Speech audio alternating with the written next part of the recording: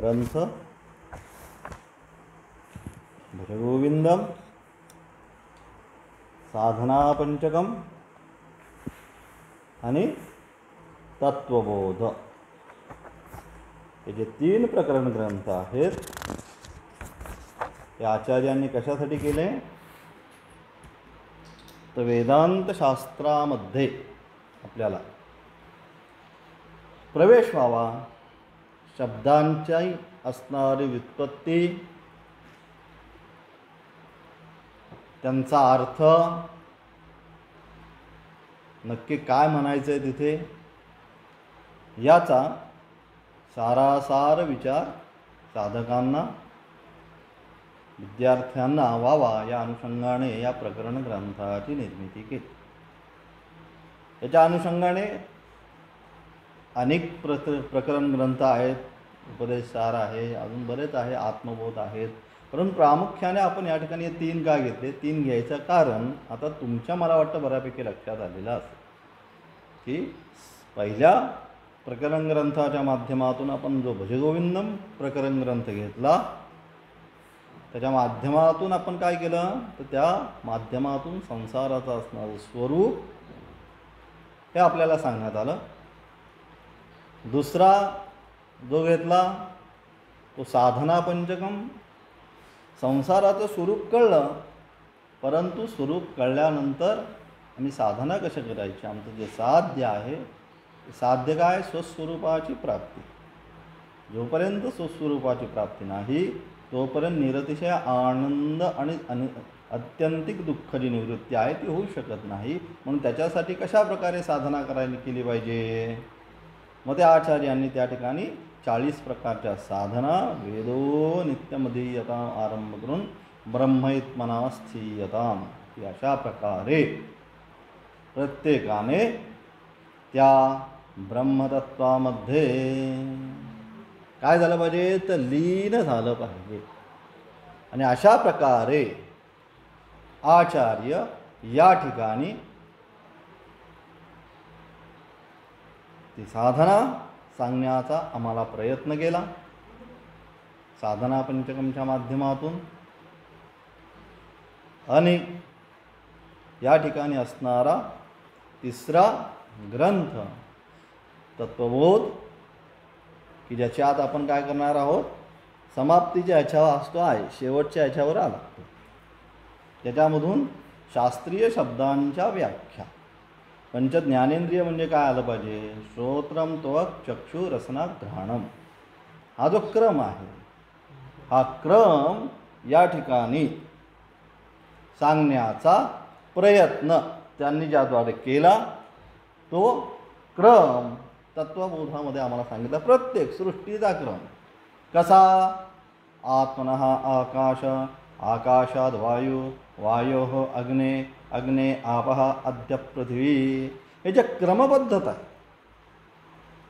कारण ज्यावेळेस आता आपल्यामध्ये शिकणारे जे आत्ता हे या ठिकाणी आहेत यामधले बरेचसे जे कोणी साधक आहेत हे बऱ्यापैकी काही कीर्तनकार आहेत, काही प्रवचनकार आहेत, काही आपापल्या क्षेत्रामध्ये विशेष ज्ञान प्राप्त केलेलं आहे असे सुद्धा आपल्याकडे आहेत, साधक दृष्टीचे काही आहेत। परंतु या सर्वांना जो क्रमबद्धता पाहिजे शिकण्यासाठी किंवा बोलण्यासाठी त्या क्रमानेच बोललं पाहिजे। पहिला जो क्रम बोललेला आहे आकाशात वायू, आकाशामध्ये अग्नी नाही झाला पाहिजे, म्हणजे हा जो क्रमबद्धता सांगितली ती संपूर्ण क्रमबद्धता आपल्याला तशीच सांगता यापुढे आली पाहिजे। तर आपण जे काही शिकलो ते आपल्या पचनी पडणं असं म्हणायला आपण काही हरकत नाही। आणि म्हणून अशा प्रकारे शास्त्रीय शब्दांची असणारी व्याख्या, म्हणून तत्वबोधामध्ये बऱ्यापैकी शंकराचार्यांनी संपूर्ण वेदांतामध्ये येणारे जे शब्द आहे, जे विषय आहेत, हे सर्व शब्द विषय त्यांची उत्पत्ती बऱ्यापैकी तत्वबोधामध्ये आचार्यांनी केली।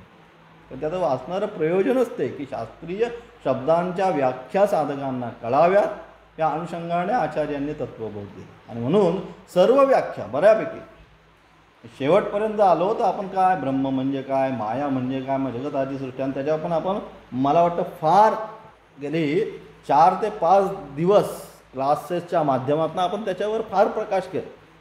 त्याच्या नोट्स पण तुम्हाला वेळोवेळी प्रत्येकांना दिलेल्या आहेत. आपापल्या पुस्तक जरी असलं तरी किंवा तुम्ही स्वतःसुद्धा त्या अनुषंगाने जे विचारसागर जो ग्रंथ आहे तर त्याचा 6वा तरंग आहे, 4था तरंग आहे.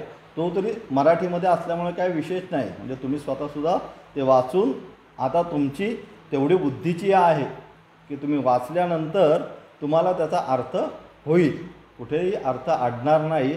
एवढ्या याच्यापर्यंत आता सध्या तुमची बुद्धीची धारणा झालेली आहे. आणि म्हणून अशा प्रकारे तुम्ही तिथे वाचून अधिकात त्याचं स्पष्टीकरण अधिक जास्तीत जास्त तुम्हाला जेवढं स्पष्ट होईल तेवढं स्पष्ट करण्याचा प्रयत्न तुम्ही स्वतः करून घ्यायचा आहे.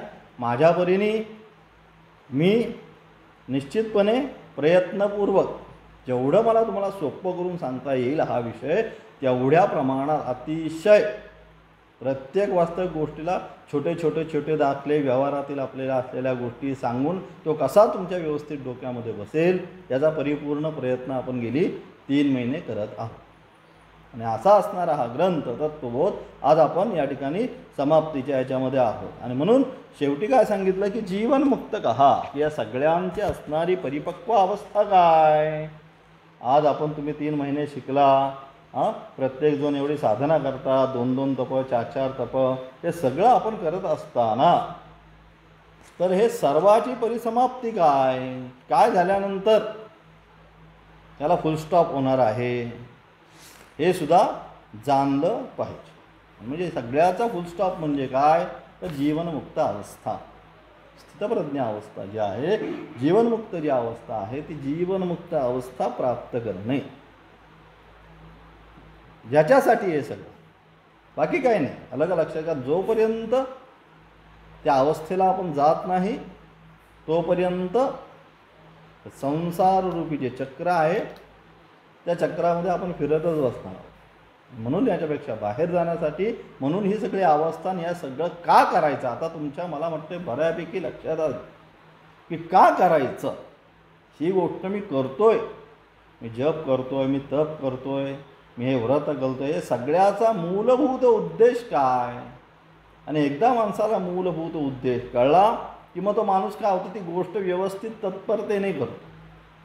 किंवा मी एक करतोय, नामस्मरण घेतोय, हे देवपूजा करतोय, याच्याद्वारे काय होणार आहे. आता देवपूजा करतोय पण पूजा करताना 4 जणांना अनेक 4 गोष्टी सांगतो की तिथं पूजा चालू आहे पण याचं चित्त पूजेमध्येच नाहीच. याचा कोणाचा फोन आला, कोण घरात आलंय, कोण बसलंय, तुझं म्हणजे दुसऱ्याशी सगळ्यांशी गप्पा मारून बाकीचा वेळ राहिलेला देवपूजेमध्ये तो घालवतो. अशा प्रकारची जी पूजा आहे ही पूजा सार्थक होणार नाही. त्याचं जे असणारं फळ आहे, प्रत्येक गोष्टीचं असणारं फळ काय शास्त्राने या ठिकाणी सांगितलं तर प्रत्येक गोष्टीचं असणारं फळ म्हणजे आपल्या चित्ताची असणारी शुद्धी. त्यासाठी आपण हे सगळं करतो. हे सगळं जे चाललं आहे त्याद्वारे काय आपली स्वतःची असणारी चित्तशुद्धी.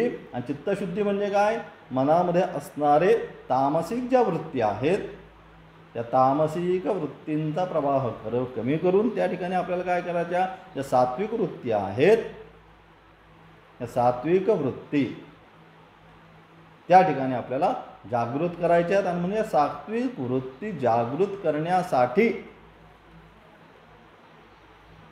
म्हणून ही साधना मध्ये प्रत्येकाच्या प्रकृती अनुसार असेल. कोणी भक्ती मार्गातून करेल, कोणी ध्यान मार्गातून करेल, कोणी कर्मातून करेल. कर्मे इशू भजावा, प्रत्येकाचा जो मार्ग आहे त्या मार्गाच्या अनुषंगाने, परंतु सर्व जे मार्ग आहेत ते सगळे मार्ग शेवटी कुठे जाऊन पोहोचतात, एकाच ठिकाणी. त्या सर्वाच्या असणारं फलप्राप्ती काय, त्या सर्व मार्गाची असणारी फलप्राप्ती एवढीच सांगितली की चित्तशुद्धी. आणि चित्तशुद्धीनंतर काय, त्या स्वस्वरूपाची प्राप्ती. म्हणजे यासाठी हे सर्व मार्ग शास्त्राने आम्हाला सांगून दिले. आणि अशा प्रकारे जीवनाचं वास्तविक दुर्लभ सांगितलं, कायम मी सांगितले काय, मनुष्य जे शरीर आहे हे अत्यंत दुर्लभ. आचार्यसुद्धा वेळोवेळी तेच सांगतात, दुर्लभम सांगितलं. दैव अनुग्रह हेतुकम सांगितलं की परमेश्वराची काहीतरी आमचं पुण्य संचित असलं पाहिजे. आणि ते पुण्य संचित आमचं होतं कुठेतरी काहीतरी, म्हणून आम्हाला हे श्रवण करण्याची अथवा या मार्गावर येण्याची काय झाली, आमची वृत्ती झाली.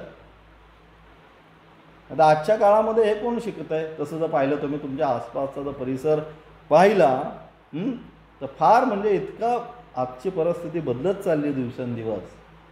जे परमार्थिक गंध निर्माण होणं म्हणजे अत्यंत अवघड परिस्थिती होत चालली. पण अशा परिस्थितीमध्ये असणारं असं हे प्राचीन शास्त्र आपलं हे शिकायची आपल्याला बुद्धी होणं म्हणजे सुद्धा काय आपला असणार जे सकृत आहे ते सकृत कुठेतरी फलाच्या दिशेने निघालेलं आहे असं सुद्धा आपल्याला म्हणायला काही हरकत नाही. आणि म्हणून अशा प्रकारे हे 3 ग्रंथ विशेषतः आपण या 3 महिन्यामधून संपूर्ण पूर्ण केले.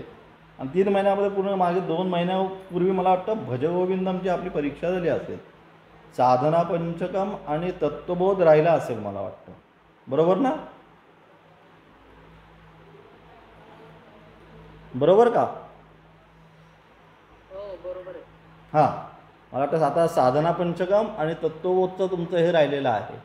तर त्याचं असणारा परीक्षा जी असेल ती ह्या शनिवार आणि रविवारी घेतली.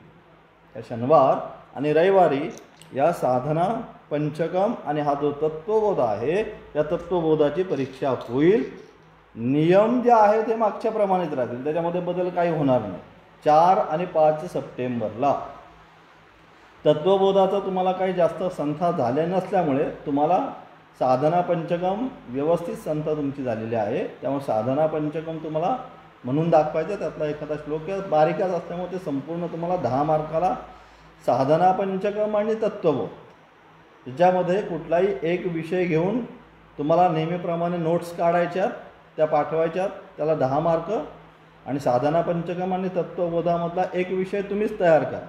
तुम्हाला जो विषय आवडत आहे त्यातला एक विषय तुम्ही तयार करा आणि तो विषयावर तुम्हाला 7 ते 8 मिनटं त्याचं विश्लेषण करायचं. म्हणजे अशा प्रकारे हे 30 मार्क आणि बाकीचे उरलेले असणारे 10 मार्क नेहमीप्रमाणे वर्गामध्ये असणारी तुमची उपस्थिती आणि राहिलेला सहभाग अशा प्रकारे हे सगळं तुमचं राहील 4 आणि 5 सप्टेंबरला. म्हणजे आता तुम्हाला मध्ये मुद्दाम 4-5 दिवसाचा वेळ दिलेला आहे.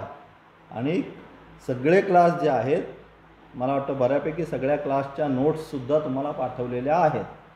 प्रत्येक वर्ग यूट्यूबवर अपलोड झालेला आहे. त्यामुळे जिथे संशय वाटेल त्या ठिकाणी तुम्ही त्या यूट्यूबवर जाऊन तुम्ही पाहू शकता. म्हणजे तुम्हाला जे शिकण्यासाठी ज्या काय अडचणी आहेत त्या परिपूर्ण करण्याचा पूर्ण प्रयत्न या ठिकाणी आपण केलेला आहे.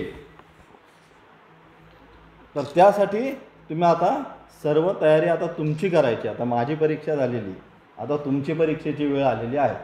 हां, असो. तर शेवट म्हणून काय याचं सर्वाच्या असणारी फलप्राप्ती काय तर जीवन मुक्त कोण. जे सगळं जे आपण शिकतो हे कशासाठी? ते सर्व गोष्टी ज्या आहेत त्या जीवनमुक्त कोण हे जाणून घेण्यासाठी की निश्चित कोण जीवनमुक्त. जीवन म्हणजे मुक्त म्हणजे कोण? तर जीवनमुक्त म्हणजे ज्याप्रमाणे आपण अज्ञान अवस्थेमध्ये काय करतो? हा माझा देह, मी पुरुष, मी बालक, मी ब्राह्मण, क्षत्रिय, वैश्य वगैरे आपण ज्याप्रमाणे म्हणत असतो आपला दृढनिश्चय असतो. आणि त्या दृढनिश्चयाने आपण काय करत असतो? तर त्या दृढनिश्चयाने आपण हा संपूर्ण जगाचा व्यवहार करत असतो. मी अमुकच आहे, मी हाच आहे, मी तोच आहे, हाच विषय धरून आपण सर्व जगताचा हा व्यवहार करत असतो. परंतु हे काय झालं? आमचं व्यावहारिक स्वरूप झालं की ज्याने आपण संपूर्ण हा जगत आता. परंतु हे व्यावहारिक स्वरूपाच्या पुढे आपण गेल्यानंतर मागे ज्याप्रमाणे सांगितलं जी असणारी सत्ता पारमार्थिक सत्ता ती प्राप्त एकदा त्याला झाली म्हणजे स्वस्वरूपाचं ज्ञान प्राप्त त्याला झालं. मग तो काय म्हणतो? मी कोण आहे? मी ब्राह्मण नाही, शूद्र नाही, वैश्य नाही, कोणीच नाही. मग मी कोण आहे?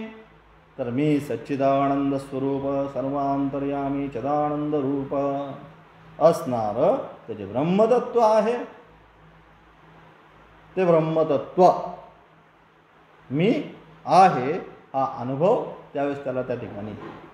आणि अशा प्रकारे ज्यावेळेस त्याला या स्वस्वरूपाची प्राप्ती होते, त्यावेळेस मग काय, हा साक्षात्कार झाल्यानंतर सर्व कर्मबंध विमोक्ष हा शास्त्र म्हणतो. सगळ्या प्रकारची जे कर्म जे आहे, या कर्माच्या बंधनामध्ये आपण सगळे काय झालेलो आहे, आता बांधले गेलेलो आहोत. कोणतीही शृंखला असो, सोन्या चांदी लोखंडी, पण त्यांचं कार्य तेच आहे, जीवाला बद्ध करायचं. परंतु ज्यावेळेस अशा प्रकारे सुस्वरूपाचं त्याला ज्ञान प्राप्त होतं, त्यावेळेस काय होतं, या तिन्ही प्रकारच्या शृंखला तो तोडून टाकतो.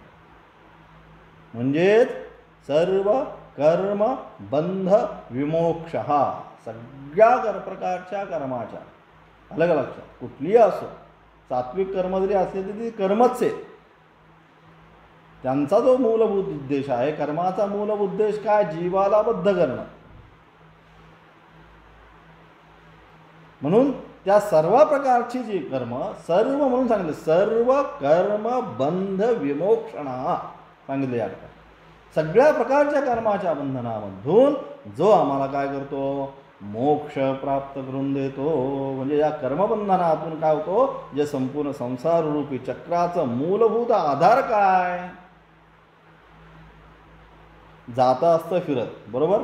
हां, त्या जात्याचा मूलभूत आधार काय, तर त्या जात्याच्या मध्ये असणारा तो खुट्टा असतो, मध्ये एक प्रकारचं असं नळीसारखं लोखंडीवर आलेलं असतं. त्याच्यामध्ये आपण ते खाली एक दगड असतो आणि दुसरा एक दगड त्याच्यामध्ये बसवतो आणि मग त्याच्यामध्ये धान्य टाकत असतो. मग याचा सगळ्याचं जे फिरतं त्याचा मूलभूत आधार काय, तो मध्ये असणारा खुंटा, ज्याप्रमाणे त्या जात्याचा असणारा मूलभूत आधार त्याच्या भोवती ते फिरत असतं, तसं आपला हा संपूर्ण जे आपण जे फिरतोय, या फिरण्याचा मूलभूत आधार काय, तर या सर्व फिरण्याचा मूलभूत आधार म्हणजे ही असणारी आपली कर्म. कोणकोणती मग कर्म, हे मागे पाहिलं आपण, संचित, प्रारब्ध आणि आगामी. या तीन प्रकारची जी कर्म आहेत, ही तीन प्रकारची कर्म आम्हाला काय करतात, त्या ठिकाणी फिरवण्याचं काम करत असतात. आणि म्हणून अशा प्रकारे मागे आपण या सगळ्याची व्याख्या झाली. आता पुन्हा या ठिकाणी तो विषय आला म्हणून इथे सांगणं आलं. तर या अशा प्रकारे या तीन कर्मामध्ये आगामी कर्म, संचित कर्म आणि प्रारब्ध कर्म. आगामी कर्म शरीराद्वारे जी पुण्यपापात्मक कर्म जी बीजभूताने अथवा बीज रूपाने राहतात, म्हणजे जे अजून फुलोन्मुख होत नाही, ती काय होतात, पुढे कुठेतरी जाऊन पडतात फलोन्मुख होण्यासाठी. जसं आपण म्हणतो, पुढे आपण हे करतो, ज्याला आपण म्हणतो रक्कम आपण बँकेमध्ये फिक्स्ड डिपॉझिट, अलग लक्षात करतो आपण. पैसे जमवल्यानंतर एकत्र केल्यानंतर तर फिक्स्ड डिपॉझिट करतो, मग ते बँकेमध्ये आपण ठेवून देतो आणि मग आपल्याला जेव्हा गरज असेल तेव्हा काय करतो, आपण ती FD तोडतो. तसं असणारं आगामी कर्म म्हणजे काय, आमचं सगळं फिक्स्ड डिपॉझिट आहे, अलग अलग, ते आम्हाला मिळणारच आहे. तुम्ही कितीही काही करा, त्याचं जे काय मिळायचं आहे व्याज, मग याचं व्याज कोणतं, पुण्य, सुख आणि दुःखाची प्राप्ती. अशा प्रकारे हे आगामी कर्म म्हणजे या जन्मामध्ये होणारी कर्म, मागील जन्मातील, त्याच्या मागील जन्मातील जेवढी काही जी कर्म जे आहे त्यांचं असणारं जे फळ स्वरूप जे आहे, हे सगळंच्या सर्व या ठिकाणी काय होतं, त्या ठिकाणी जाऊन राहतं. त्याला आपण आगामी म्हणतो. त्यानंतर संचित कर्म, प्रारब्ध. आगामी नंतर प्रारब्ध. प्रारब्ध म्हणजे जी कर्म फलोन्मुख होतात त्यांना आपण काय म्हणतो, प्रारब्ध कर्म असं आपण म्हणतो. या जे फलोन्मुख झाली आहेत, आता किती आता परिपक्व अवस्थेला आलेली आहेत, आणि म्हणून प्रारब्ध जी कर्म आहेत, त्या प्रारब्ध कर्माचा भोग शास्त्र म्हणतं क्षयातच होतो. त्याच्यासाठी दुसरा एक्सक्यूज शास्त्राने सांगितलेला नाही. क्षय करूनच प्रारब्ध कर्म भोगली जातात. प्रकर्षेण आरभ्यते इति प्रारब्ध. प्रकर्षेण म्हणजे आता तर सुरुवातच, त्याला इलाजच नाही आता तुम्हाला त्यातनं बाहेर येणं. अशी जी कर्म आहेत त्यांना आपण प्रारब्ध म्हणतो. आणि संचित म्हणजे अनेक जन्मांमध्ये केलेल्या पुण्यपापात्मक कर्मांची बीज अवस्थेमध्ये ज्या ठिकाणी साठून राहतात त्यांना आपण म्हणतो संचित कर्म. म्हणजे अनेक एका जन्मामध्ये नाही, अनेक जन्मामध्ये जी जी कर्म केली ती बीज रूपाने साठून राहणं म्हणजे संचितामधली जी फलोन्मुख होतात, फल देण्याच्या योग्यतेची होतात, ते प्रारब्ध कर्मामध्ये ट्रान्सफर होतात. म्हणजेच त्याने प्रकर्षेण अनुभवती.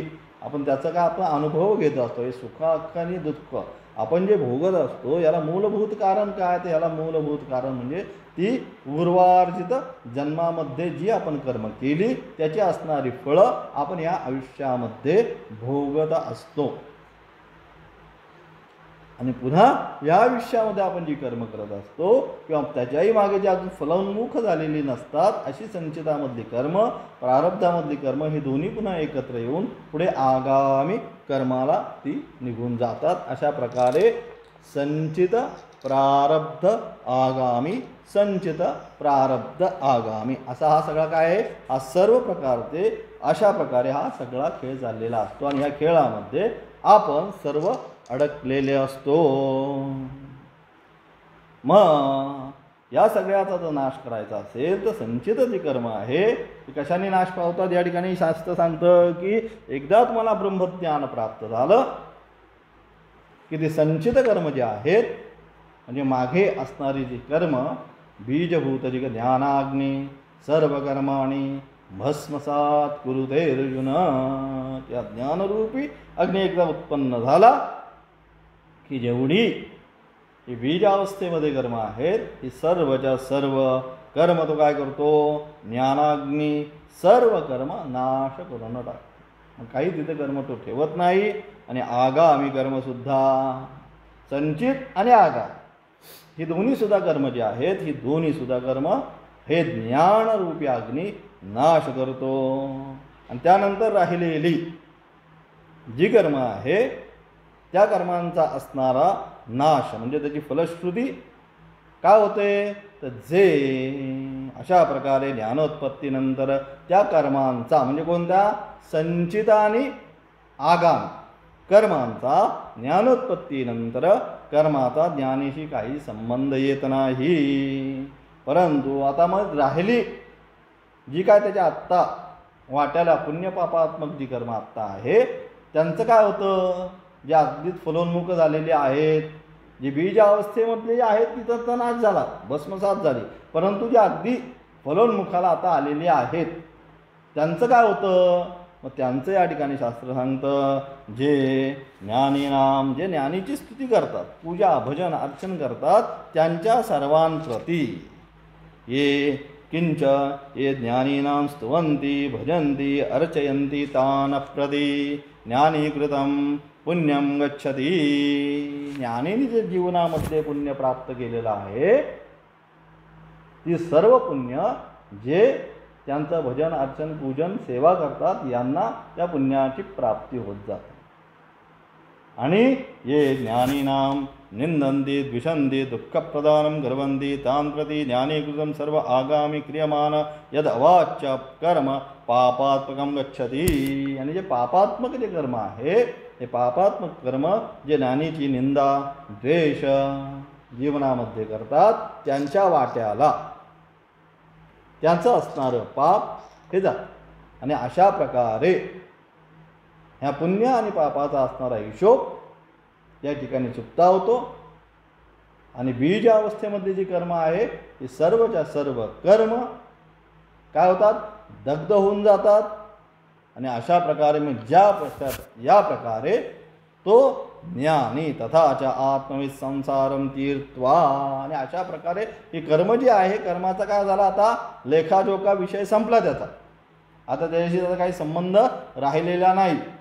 जी होती संचित आगामी वगैरे ती बीज अवस्थेमध्ये ते भस्मसात केलं. आणि प्रारब्ध अनुषंगाने जे काय होतं ते जे त्यांची सेवा वगैरे करता येईल त्यांना त्यांचं पुण्य मिळतं. आणि जे त्यांना त्रास देतील त्यांचं दुःख प्रदान करतील त्यांची निंदा करतील म्हणून साधू संतांची निंदासुद्धा करू नये. त्यांचं असणारं जे पापात्मक जे कर्म आहे ते पापात्मक कर्म त्यांच्या वाट्याला जातं. आणि अशा प्रकारे त्या कर्माचा लेखाजोखा पूर्ण होऊन जातो. आणि मग अशा प्रकारे तथाच काय आत्मविद संसारम तीर्थवा. अशा प्रकारे तो जो आत्मविद आहे तो ज्ञानी आहे. तो ज्ञानी काय होतो, तर संसारम तीत्वा, संसार पार करून काय होतो, ब्रह्मानंद इहैव प्राप्नोती. तो ब्रह्मानंद जो आहे वास्तविक स्वस्वरूपाचा, वास्तविकला ब्रह्मरस, ब्रह्मानंद, नंद म्हणून त्या ठिकाणी सांगितलं आपल्याला भजगोविंद काय होतो, नंदती नंदती नंदतेव रमते बालोन्मत्तवदैव. की तो कसा, लहान मुलं जसे आनंदात राहतात, आनंद जो जीवनाची जी परम प्राप्ती आहे, त्या परमप्राप्तीचा जो आनंद आहे, तो आनंद तो इथेच, इकडे तिकडे जात नाही एकदा ज्ञान झाल्यानंतर. हे विशेष आहे. बाकीच्या असणारे मतमतांतर आणि अद्वैत वेदांत शास्त्राचा असणारं मतमतांतर याच्यामध्ये हा फरक आहे. इथे देहानंतर कुठेतरी गेलाय आणि ते सुख ते दुःख काय जे असेल ते अनुभवलंय, त्या लोकामध्ये गेला, तिथं तो आनंदाने राहिला वगैरे. इथं काय नाही, इथेच ज्या क्षणी त्याला ज्ञान प्राप्त होतं त्या क्षणी तो या इथेच ते, म्हणून काय होतो, ब्रह्मानंद इहैव प्राप्नोती. ज्या क्षणी त्याला ज्ञान प्राप्त झालं त्या क्षणी त्याला तो ब्रह्मानंद या इथेच, दुसरीकडे कुठे जाऊन त्याने अनुभव प्राप्त केला असं शास्त्र इथे म्हणत नाही. की इथेच ज्या क्षणी झाला त्या क्षणीतून आनंदाला प्राप्त झाला. ना असे साधू महात्मे आपण आपल्या जीवनामध्ये पाहतो किंवा ऐकतो की हे असे होते, ते त्याच्या आनंदामध्ये ते राहिले. अशा म्हणजे तुम्ही आता जे हरिद्वार ऋषिकेशला जे राहिलेले होते, त्यांना हा विशेष प्राकर्षण कसे राहायचे, ते उन्मत्तवत अनेक अशा प्रकारचे साधू आणि संत त्या भूमीमध्ये राहत असतात आहेत, की जे हे ज्ञान प्राप्त करून त्या अवस्थेला त्यांनी प्राप्त केलं. म्हणजे नंतर नाही कुठे, आत्ता इथेच याच डोळ्यामध्ये आम्हाला त्याची अनुभूती झाली पाहिजे. म्हणून ब्रह्मानंद इहैव प्राप्नोती, याच इथे तो आनंद ते प्राप्त करून घेतात. आणि अशा प्रकारे तरती शोकम आत्मवित इति श्रुते. हे श्रुती काय म्हणते, तरती शोकम, शोक म्हणजे दुःख जे आहे, हे दुःख, त्या दुःखाला तो पार करतो. कोण पार करून जातो, म्हणजे पलीकडच्या तीराला जाणे. तरती म्हणजे तरुण जाणे, पोहणे.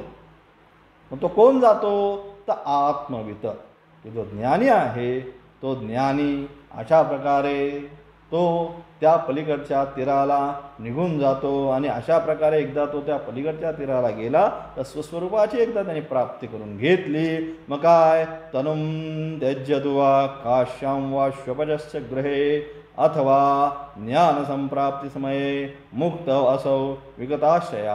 आणि एकदा अशा प्रकारे त्याने ज्ञान प्राप्त केलं, मग त्याचं जे असणारं जे शरीर आहे ते शरीर कुठेही त्याने त्याग शास्त्रामध्ये, त्याच्यामध्ये मग शास्त्राला काही हे नाही. कारण म्हणून सांगितलं या ठिकाणी काय, त्यजतु काश्याम वा श्वपजस्य गृहे, म्हणजे काशीमध्ये तनु त्याचा त्याग करू, अथवा कुठेही एखादा चांडालाच्या घरी जरी त्याग केला तरी त्याचा काही संबंध या ठिकाणी शास्त्र म्हणतं नसतं. कारण तो त्या स्वस्वरूपामध्ये आता प्राप्त झालेला असतो, त्या स्वस्वरूपामध्ये आता गेलेला असतो. इति ज्ञान संप्राप्ती समये मुक्त असो विगता आशय. आणि अशा प्रकारे ज्ञान एकदा त्याला प्राप्त झालं की तो आपला स्वस्वरूप जे आहे, ती मुक्त अवस्था जी आहे, त्या मुक्त अवस्थेला तो जातो.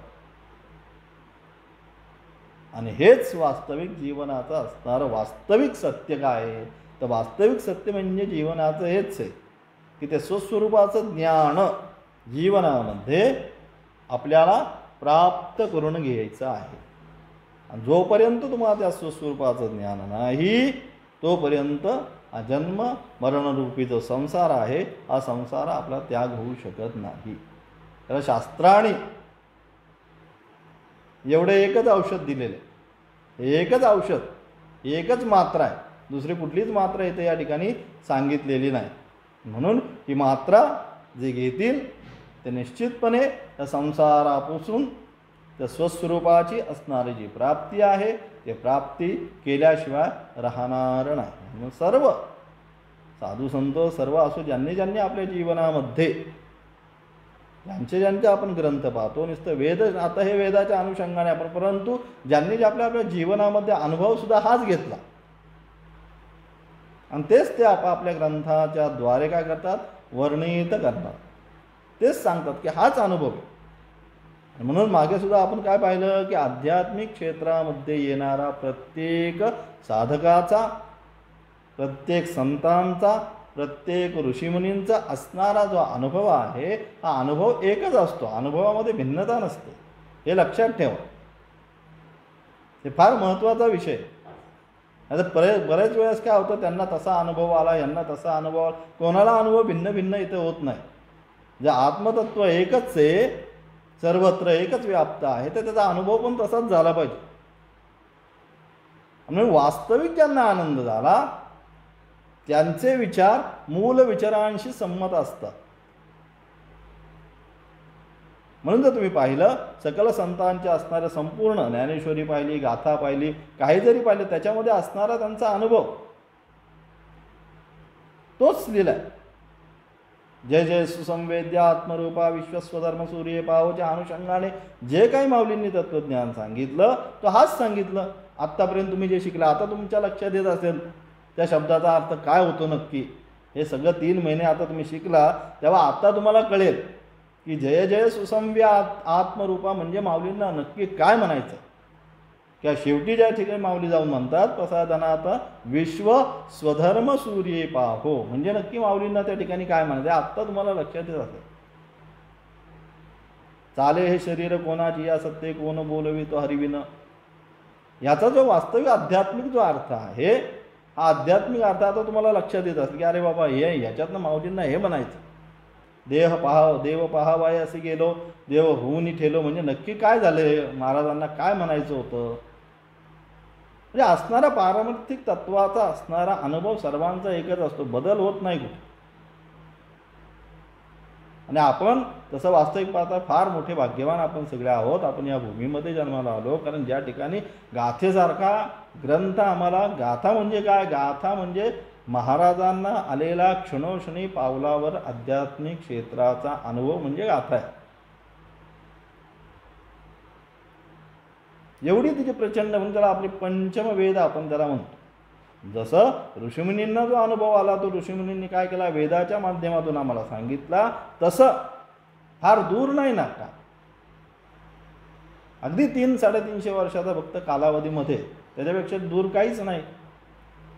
मग अशा प्रकारे फक्त 300-350 वर्षापूर्वी हे महंत तो अनुभव जर प्राप्त करीत असतील तर आम्ही का करू नये. त्यांचं फार मोठे उपकार आहेत आमच्या, की आलेला अनुभव पदोपदी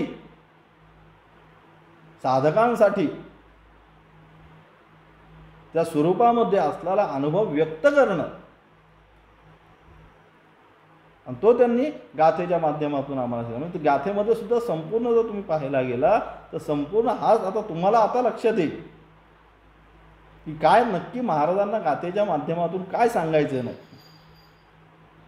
त्या सगळ्या तिथं त्या ठिकाणी असलेल्या शब्दांची फोड काय करायचं म्हणून अगदी अभिमानाने सांगतात. वेदाची या अर्थ आम्हासी या ठाव, वेदामध्ये हाच अर्थ सांगितला. कोणता, स्वस्वरूपाची प्राप्ती, प्रत्येक जीवाने कशी प्राप्त करून घ्यायची, हाच अर्थ वेदाने सांगितला. तोच म्हणून म्हणतात की आम्हाचीच ठाव. आणि अशा माध्यमातून तो तर अतिशोकम आत्मवीत, जो आत्मवीत आहे, ज्याने हे सर्व ज्ञान जीवनामध्ये प्राप्त केलेला आहे, तो काय होतो, तो अशा प्रकारे हा जन्म मरण रूपी असणारा जो संसार आहे तो पार करून स्वस्वरूपाचं ज्ञान किंवा स्वस्वरूपी तो स्थिर होतो. आणि एकदा तिथे गेल्यानंतर न तस्य प्राणाः उत्क्रमन्ति, शास्त्र त्याचे प्राण जे आहे हे आता उत्क्रमण करत नाही. आमच्या सर्वांचे प्राण काय करतात, उत्क्रमण करतात. उत्क्रमण करतात आणि पुढे जातात. परंतु एकदा अशा प्रकारे ज्ञान प्राप्त झालं की त्याचे प्राण जे आहेत हे प्राण उत्क्रमण करत नाही, पुढच्या अवस्थेला घेऊन जात नाही. मग काय होतं, अत्र एव प्रलीयते, तो या ठिकाणीच काय होतो, तर प्रलीयते म्हणजे त्या परमार्थ तत्वामध्ये तो विलीन होऊन जातो. यथा नद्यस्सन्नमानाः समुद्रम अस्तं विहन्ति गच्छन्ति नामरूपे विहाय, जशी नदी समुद्रामध्ये एकदा गेल्यानंतर काय होतं, तर स्वतःचं नामरूप त्यागून समुद्रच होते. त्याप्रमाणे तो ज्ञानी एकदा ते तत्त्व जाणल्यानंतर त्या नामरूपाचा असणारा अभिमान सोडून त्या स्वस्वरूपाचा असणारा जो चित सच्चिदानंद स्वरूप जो समुद्र आहे तो समुद्रच बनतो. दुसरं काही इथे होत नाही. हा सारासार विचार.